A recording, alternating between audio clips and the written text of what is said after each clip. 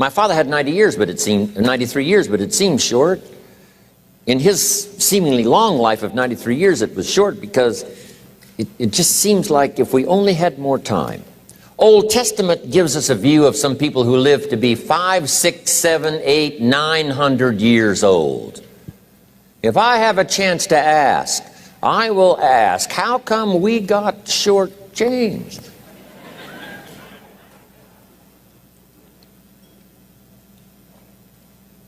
Wouldn't that be a good question if you had a chance to ask? Imagine 7, 8, 900 years to watch generation after generation after generation after generation stay healthy and well. I mean, you gotta be healthy to make it to 900. You gotta take your vitamins.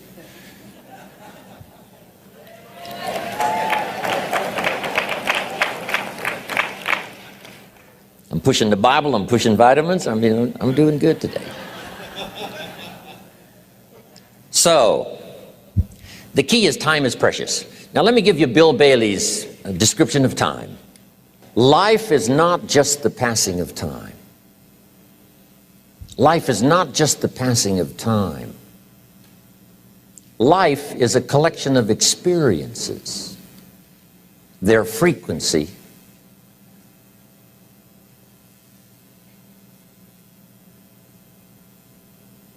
and their intensity.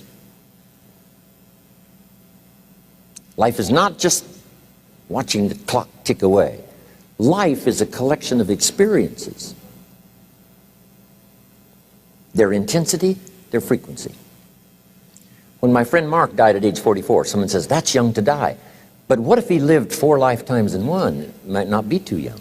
So here's whatever the span of your life turns out to be, here's what you want to fill it up with: experiences and the intensity of those experiences.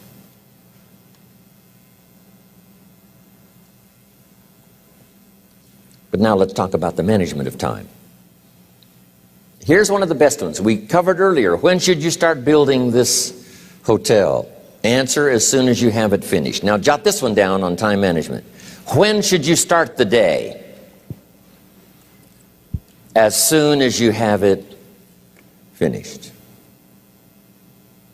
Plan the day the best you can, leaving plenty of room for improvising and surprises and all the stuff that happens during the course of the day. But if you've planned a good, productive day, now you start that day, you can't believe how much more valuable your time will be. Don't start the day until you have it finished. Now here's the next one. Don't start the week until you've had it finished. Now to lay out a week is a pretty good challenge. Next, don't start the month until you have it finished. The places to go and the people to see and the productivity and the sales and the customers and the development and all the rest of what you want to accomplish during the course of 30 days. Don't start the month till it's finished. And then here's the big one. This is really challenging. Don't start the year until you have it finished. To the best of your ability. It can't be finished like minute by minute. But in terms of the sweep of what you want to accomplish in the year 2002, make sure that that's set and ready to go by the time January 1st rolls around. And it might get all upset, and it might get torn up, and you do a new one. You make so much progress the first 90 days that now you've multiplied it all by 2, by 3. Because that happened to me. I thought, wow, this is going to be a great year. By the time I'd finished the 3rd month, I'm rolling, I'm soaring. So many things are happening, I revised my whole year's plan. Okay. Now, jot this down. Approaches to the management of time. Here's the first one. Ignore the subject. I mean, that's good advice. Don't let anything overly bug you. Because remember now, you don't have to do anything. Someone says, well, I got to get a handle on my time. And the answer is no, you don't. If you want to let it all go, you can let it all go. I mean, this is good advice. Somebody says, you ought, you ought, you ought. Jot this down. Ignore all the you oughts or you should. Only if they're giving general information. We should. It's better to say if you're teaching, we should. Not you should, we should. Then you let me listen in without it being too confrontational. If everyone did this, see, that'd be great. And then you give a person a chance to choose to do it or not to do it. But when you start the you ought, now see if I don't, now see we got some tension and maybe some problems. So you oughts seem to always create problems. When you're talking to your kids, you say, no, if kids would do this, not always saying if you did this, life would be better, but if kids did this, life would be better. It's like making a little talk and letting them listen in. And then it's a little less confrontational. It gives us a choice. In one of my seminars, here's what I teach. All life form strives to the max of its potential except human beings. All life form strives to the max of its potential except human beings. How tall will a tree grow? As tall as it possibly can. You never heard of a tree growing half as high as it could. No, trees don't grow half. A tree drives its roots as deep as it can, reaches as high as it can, produces every leaf it can, every fruit it possibly can. To the max. Every life form strives to the max, except human beings. Now, why not human beings? Jot this down. You've been given the dignity of choice. You're not a robot. You don't have to repeat this year the same as last year. You can tear up last year's plan, develop a new plan.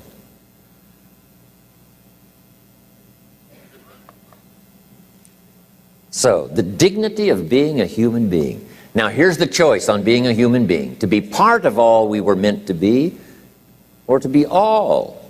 To strive for all, or half, or part, or some. The choice is up to you. To develop one skill or 10 skills. Someone says, well, I'd be happy with just one more language. Well, some say, hey, I'm going to learn 6 or 7. And this is all a matter of choice. And when someone says, no, you ought to learn 4, you've got to resist all that. Because this is personal dignity. And you don't want to destroy someone's dignity by doing all the oughts, and then they feel reluctant to do it. Now we've got problems. So if you want to, just ignore this subject on time management. Now here's the next one. Step down to something easier.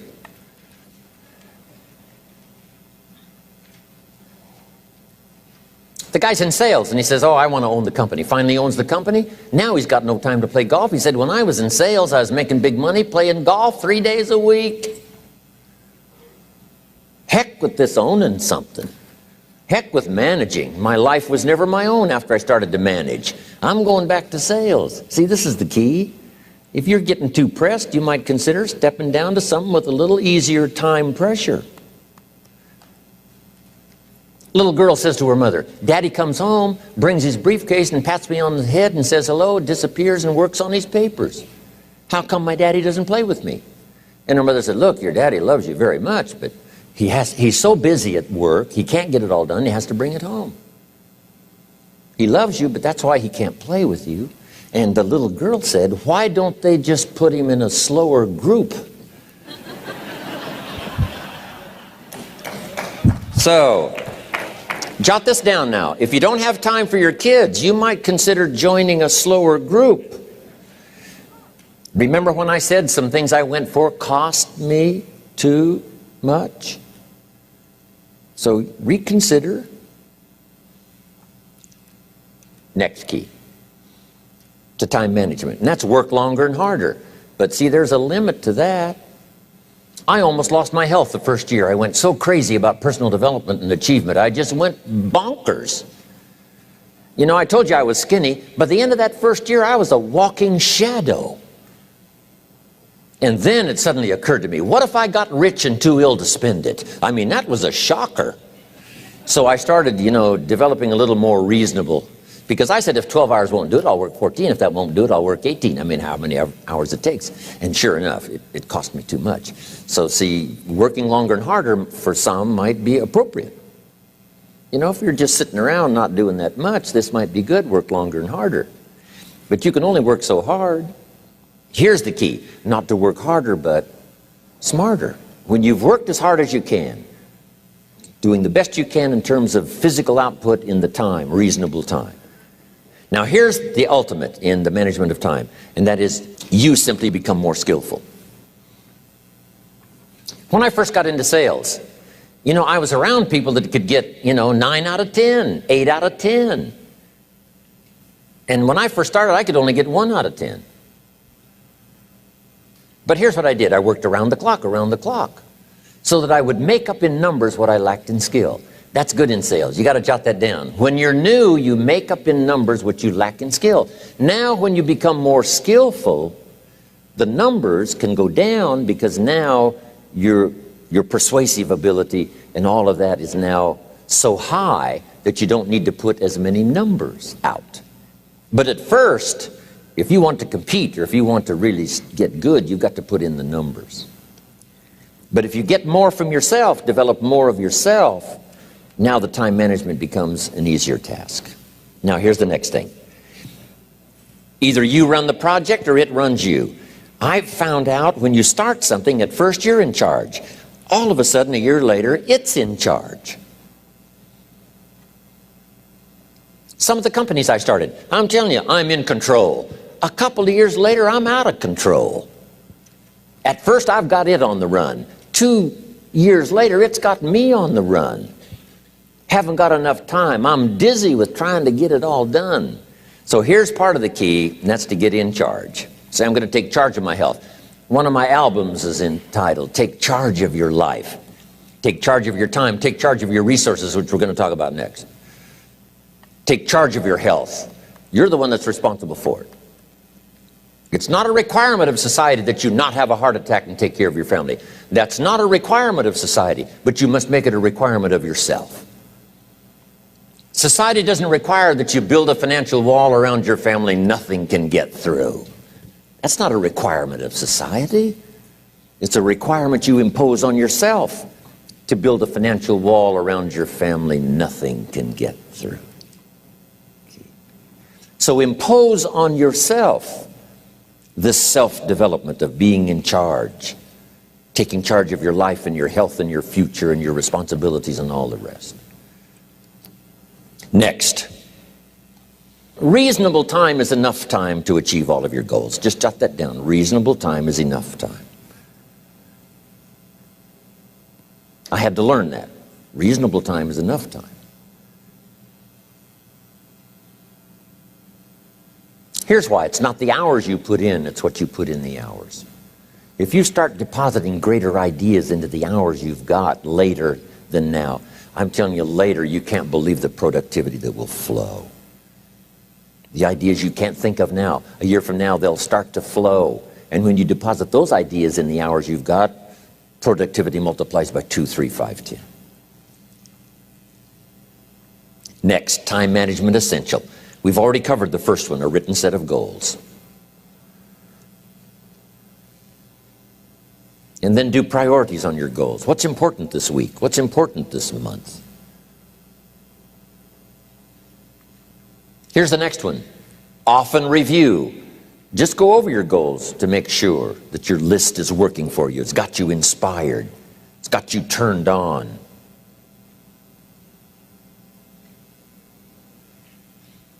Somebody says, how come you're up so early? Say, if you were headed where I'm headed, you'd be up early too. Wow. If you were going to meet who I'm going to meet, you'd be up early. If it was going to stack up for you like it's stacking up for me, you'd be getting up early. Wow. Here's some more time management essentials. Learn to study what we call majors and minors. You pick up the phone. Here's what you must say when you pick up the phone. Is this a major conversation or a minor conversation? If it's minor, a few pleasantries and you're done. If it's major, maybe you've got to make a few notes. So here's the next one. Important conversations, make an agenda before you make the call. Just jot down a little agenda. It's so easy now to just talk out of your head. Did you ever hear a conversation end like this? Let's see, there was something else. See, you don't look that swift. I can't think of it right now. I'll call you back. See, you look a little incompetent. Let's see, there was something. It escapes me right now. Really? So have you got this now? Make an agenda before you make a call if it's an important call. Now later that saves you all kinds of stuff. You call John in, the salesman, say, John, remember those 4 things we went over? He said, no, we didn't talk about that. And then you pull out your daytime or whatever, and there's the list you made when you made the call. He said, oh yes, seems like I do remember. And you've got him with your list. If it's just, salespeople especially can talk you out of what's in your head. It's true. No, we didn't talk about that. And if you don't have a little proof, I'm telling you, it's gone. So make an agenda before you make a call. So what's major, what's minor? Now here's the key on this. Don't major in minor things. If you take up major time to do minor things, I'm telling you, you'll be behind the curve constantly. Here's what we learn in sales training. What's major time and what's minor time? Here's minor time, thinking about prospects. Here's minor time, making lists of prospects. Here's minor time, keeping books on prospects. Here's minor time, going to see the prospect.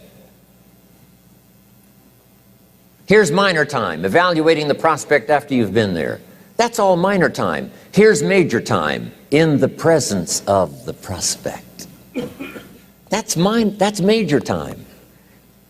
And if you took a look, if you're in sales and you took a look at a week, you'd say, my gosh, I'm spending 90% of my time on the minor stuff and so little time on the major stuff in the presence of. How many hours in the presence of in my day? How many hours in the presence of during my sales week?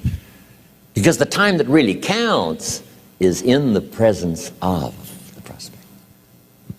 Majors and minors. Here's another key time management essential. Don't mistake movement for achievement. It's easy to get faked out by being busy. Guy comes home at night all exhausted, falls in the chair and says, oh, I've been going. Here's the big question. Doing what? It's not the going. Some people are going, and they're doing figure eights. I mean, their progress is small. So don't mistake movement for achievement. Here's another one in sales we learned. Don't mistake courtesy for consent. If somebody's pleasant and they nod, you say, oh, they're going to buy. No, they're courteous. You can't mistake courtesy for consent.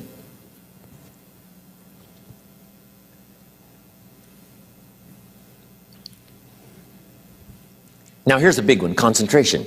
I had to learn this. All those years ago, I'm in the shower trying to compose a letter.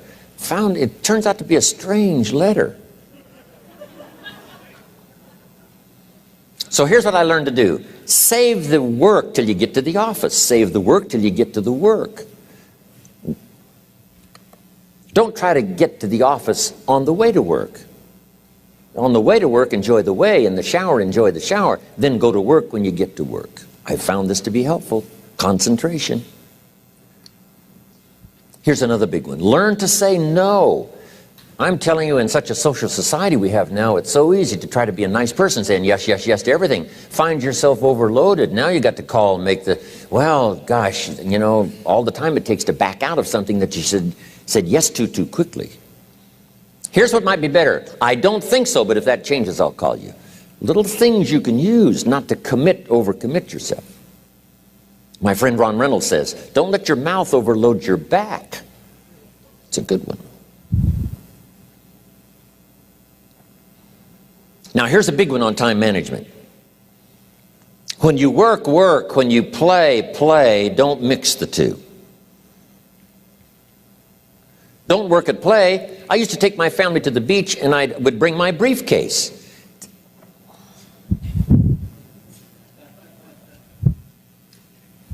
I learned not to do that. Or at the beach I'm saying I should be at the office, I should be at the office. Now my family's upset because I'm at the beach and I'm thinking office, office, office. Now when I'm at the office I'm thinking what? I got to get my family to the beach, the beach, the beach.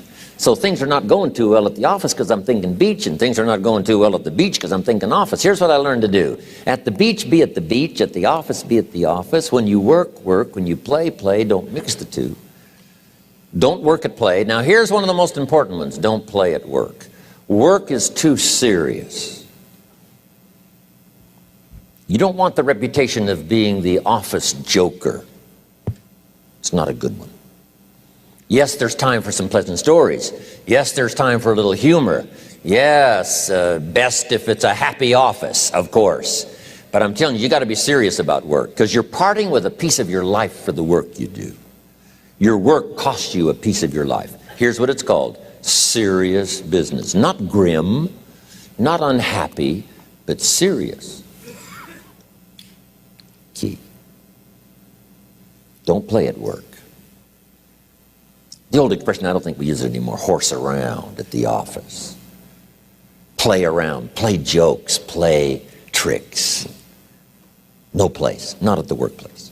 At the beach, yes. At the bar, yes. Somewhere else, not work. You got to treat work with all due conservative passion, because it's leading you to your future. Here's another key phrase: all work is good. You may not like your job, but if it's the stepping stones to get you to where you want to go, you got to appreciate your job. You don't have to have a passion for your job. Here's the ultimate passion: a passion for incredible success in every department of my life. That's the passion. But don't look down on some menial job you have to do to finally get you to where you want to go. No job is menial. No job is not, every job is noble. Training life for pay, making a contribution to society. Next, analyze how you are. And if you have some weaknesses, if you can't, doesn't seem like you can change, here's the key: get it covered. I used to keep promising myself I'd keep the books, keep the books, keep the books. Finally, I gave that up. And back then, it only took me an extra $50, $60 a month for some accountant to keep the books. I said, no, I'm going to save the $50. You can't believe what I started losing in productivity because I tried to save the $50. So the key is, a lot of the time you can stay like you are, but just make sure you get it covered. Okay. Next, beware of the telephone and all other systems of communication, especially the telephone at home and systems of communication at home. And here's one of the best lines I've got for you for the weekend: let all communication systems serve you, but don't let them intrude. When it comes time to have dinner with your family, you shut off all systems, unless the ones that can take messages silently. Don't let the phone ring. Don't let anybody intrude, come through the front door nor the back door, nor through the telephone or any other device. So you can't reach John and his family when he's having dinner. The President of the United States couldn't get through. If you develop that kind of a reputation, father, mother, when we have dinner, when we're visiting and have this time with our family, nothing intrudes. So don't let these clever little devices keep intruding. You've got to have a place that's sacrosanct. It's valuable. You don't let anything in for that period of time. Okay. Isn't that good advice? Excellent advice. Here's the next one. Read all the books. You know, I've only got a few notes here on time management, but if you've got some particular challenges, you run a big organization, a big corporation, you've got some challenges, there's plenty of books. Now, here's what's next. Just be more alert to the things that might be stealing your time. Here's why. Time is like capital. You can't let someone steal your seed corn, you can't let someone steal your capital, and you can't let someone steal your time. You must designate your time, and some of the time that you designate, you must not let anyone steal. Casual time, you might let someone intrude and steal a little bit and take a little bit, but not serious time. Key. Next, one of the great time management savers is to learn to ask questions up front. Sometimes you talk to somebody for an hour, and then you ask questions and find out if you would have asked those questions up front, you could have saved yourself an hour. Asking questions up front helps you to get to the problem now. But if you just launch into some discourse, you might waste 30 minutes, waste an hour, when here's what you should have been talking about. After you finished an hour, you say, John, what's really the problem? He said, well, it's something personal. See, that's what you should have been talking about this whole hour. Key. Next, learn to think on paper. Now we're going to take a break. Some ways to think on paper. One, we've covered one. Solving problems. Take it out of your head and put it on paper. Another one is setting goals. Making these lists we've already started. Here's another good way to think on paper. It's a projects book. Each person you're working with and each project you're working on, get a loose leaf binder and a tab and some pieces of paper behind the tab, and do a little continual summary of how it's going between you and that person and between you and that project. I call it a projects book. It is so useful to me. But what's going on between you and this person? When you last got together, what did you talk about? And you got a few notes there. Here's what we talked about the last time we got together. Now when you get together again, you can review that so you'll know better what to talk about. When the president gets ready to travel and he's going to meet some important people, guess what they bring him? All these briefing books. Right? The last time you were with Khrushchev, Kennedy is informed. Here's what he said and here's what you said. Kennedy said, oh, that's valuable. I need to remember that. If a person is important, it's worth a little running account. You might even have a projects book for your children. Here's what's happening between me and my child. We've talked about this, and we've talked about this, and we've talked about this. Next, a day timer. Keeping track of all of your appointments. You know, mine is all filled with, when to catch an airplane, and when to do a seminar, and when to sit down and have a conference, all the rest. Next is a game plan. If you've got a house and the insurance is going to come due and some other things are going to come due, you just put it on a spreadsheet and make sure it's taken care of. Key phrase, take things out of your head and put them on paper. And the key is to just experiment with different ways that helps you to do that. Now here's the last one, thinking on paper, and that's to keep a journal. One of the things I'm known for around the world, have been now for 39, 40 years, is keeping a journal. Now my journal is not it's not necessarily it's not like a diary. It might be part diary. I'm flying over Ireland and I write down a few little things that impress me. Today I met this person. Wow, what an extraordinary event.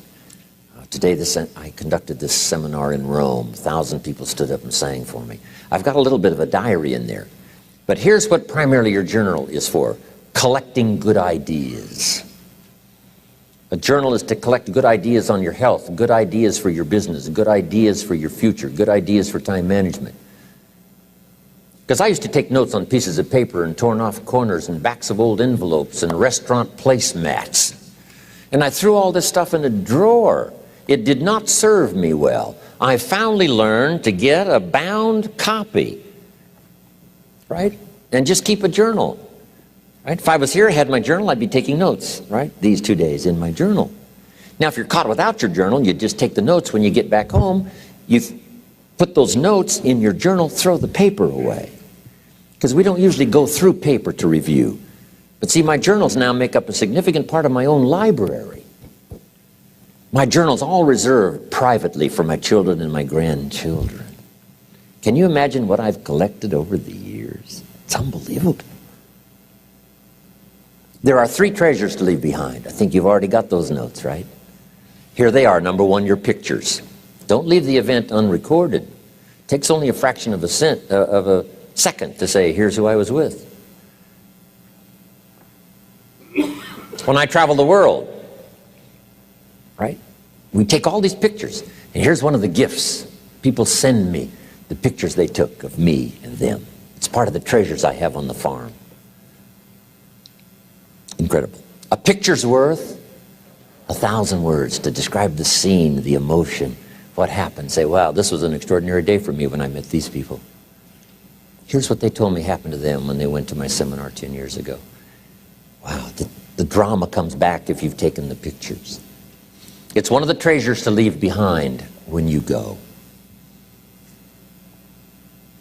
Remember the old photographs that we have now of, 100 years ago, 70, 80 years ago, just a few photographs?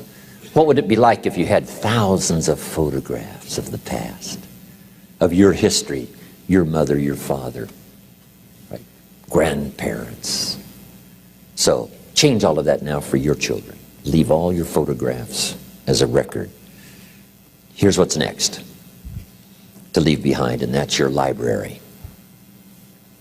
The books that changed your life, the books that changed your health, the books that rescued you from oblivion, the books that you passed on to other people, they were so exciting for you, the books that made you financially independent, the books that developed your leadership, the books that gave you wisdom to ponder when things were tough, the books that got you through the winter, the books that helped you to plant in the spring and harvest in the fall.